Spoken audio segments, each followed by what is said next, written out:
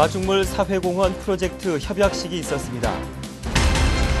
청년 일자리 네트워크 구축 협약식이 열렸습니다. 대한노인회 종로구지회가 노인의 날 기념식을 열었습니다. 하누리홀에서 공익근무요원 복무교육이 있었습니다. 저소득 가정의 아동을 돕는 사랑의 쌀 전달식이 있었습니다. 삼청동 일대에서 삼청로 문화축제가 열렸습니다. 삼청공원에서 제4회 자연보호 사생대회가 열렸습니다. 시청자 여러분 안녕하십니까? 종로 주간 뉴스입니다. 첫 소식입니다. 지난 27일 기획상황실에서 마중물 사회공헌 프로젝트 협약식이 있었습니다. 이 행사는 우리구와 한국무역보험공사 간의 마중물 돌봄 사회공헌 협약식을 체결해 법적 보호를 받지 못하는 저소득 틈새 계층에 희망을 전달함으로써 사랑 나눔의 실천 분위기를 확산시키기 위해 마련됐습니다. 지난 28일 종로 여성인력개발센터 4층 강당에서 청년 일자리 네트워크 구축 협약식이 열렸습니다.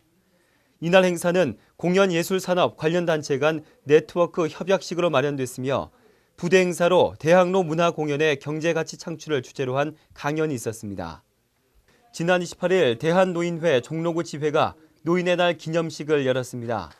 AW 컨벤션 센터 오키드홀에서 열린 이날 행사에는 각 경로당 회장, 지회 임원진, 연합회 임직원 등 120여 명이 참여했으며 노인 강령 낭독과 노인복지 기여자, 그리고 효행자 표창 등의 행사가 1시간가량 이어졌습니다. 지난 28일 하누리홀에서 공익근무요원 복무교육이 있었습니다. 공익근무요원의 올바른 복무를 위해 마련된 이날 교육에는 공익근무요원 110명과 부서 담당자 45명이 참여했습니다.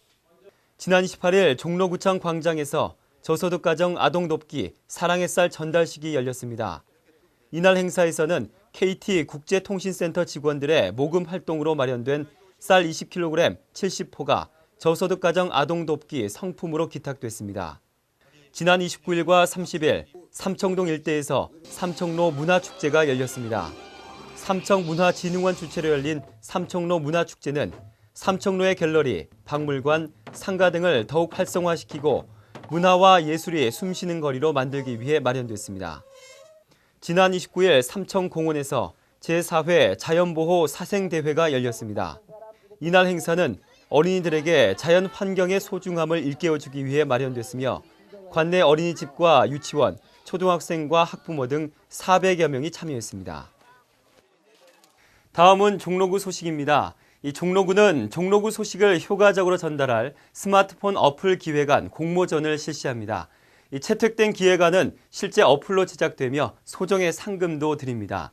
참여를 원하시는 분은 홈페이지에 기획안과 스토리보드를 제출하시면 되고 자세한 사항은 기획예산과 전화 731-1127번으로 문의하시면 됩니다.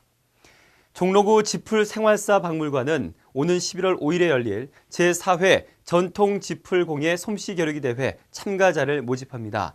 모집 기간은 11월 4일까지며 서울시에 거주하는 60세 이상 어르신이면 누구나 참여가 가능합니다. 참여를 원하시는 분은 지풀 생활사 박물관 전화 743-8787번으로 문의하시면 됩니다. 종로구는 오는 11월 16일 동네 골목길 도보여행 도란도란 함께 걸어볼까요를 실시합니다. 이 청운효자동 걷기여행 코스를 함께 걸어보는 이번 행사는 이 걷기를 좋아하는 분은 누구든지 참여가 가능하며 선착순 30명에 한해 모집합니다. 이 참여를 원하시는 분은 관광산업과 전화 731-0609번으로 문의하시면 됩니다. 오는 11월 15일 오후 2시부터 민방공 실제 시민 대피 훈련을 실시합니다. 이 훈련은 북한의 연평도 포격 도발과 같은 실제 상황에 효과적으로 대처하기 위해 마련됐으며 주민 여러분께서는 국가재난정보센터나 동주민센터 홈페이지에 고지된 대피 장소로 이동하시면 됩니다. 이 국가 위기에 대처하기 위한 시민 대피 훈련에 국민 여러분의 적극적인 동참 부탁드립니다.